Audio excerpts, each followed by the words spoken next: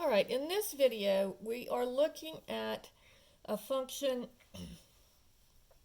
that is decreasing, and then it turns around at this point, it increases, and then it turns around again at this point and it decreases. So on this question, they're asking what intervals or interval is the function increasing,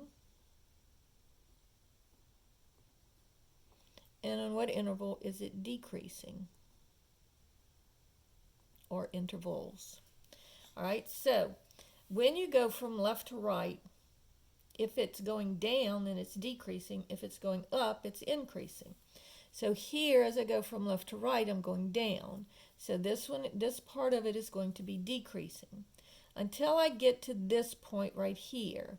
Now notice that this point is the point -1, comma, negative about 1.5. Now, I'm not worried about the 1.5.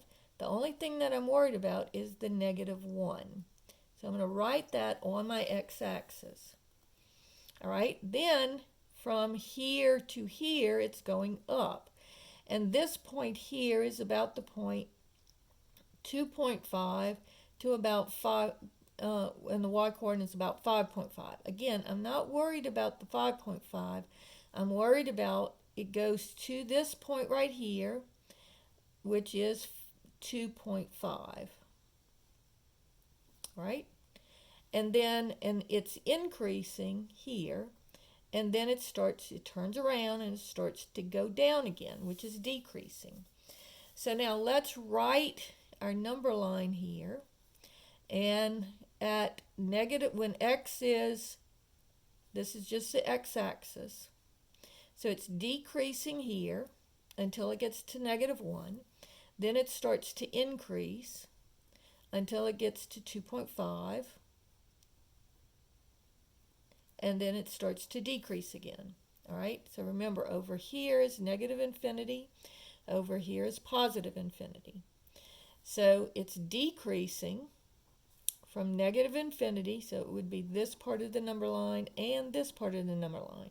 So it would be from -infinity to -1, union from 2.5 to infinity.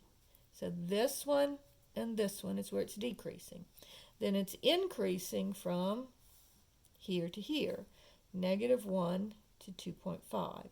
And notice everything is parentheses here, because at this point it's neither increasing nor decreasing. This is where it's turning around. And so it's decreasing up to that point, then it turns around, and then it's increasing. All right? Now the second part of this, or question number 11, is asking for us to compose two functions. So this is f composed with g of x, which means f of g of x. So on this one, what I'm going to do first is I am going to plug in what g of x is. So what is the formula for g of x? What is the function g of x equal to? And so this would be g of x is 4x squared plus 5x. So now I want to know what is f of 4x squared plus 5x. So again, I'm going to put little parentheses around my x, and wherever I see the x, just like if I said, what is f of 2, you would say it was 5 in parentheses 2 plus 4. So on this one, I'm asking, what is f of, in parentheses, 4x squared plus 5x. So wherever you see the parentheses, instead of writing x, you're going to write 4x squared plus 5x.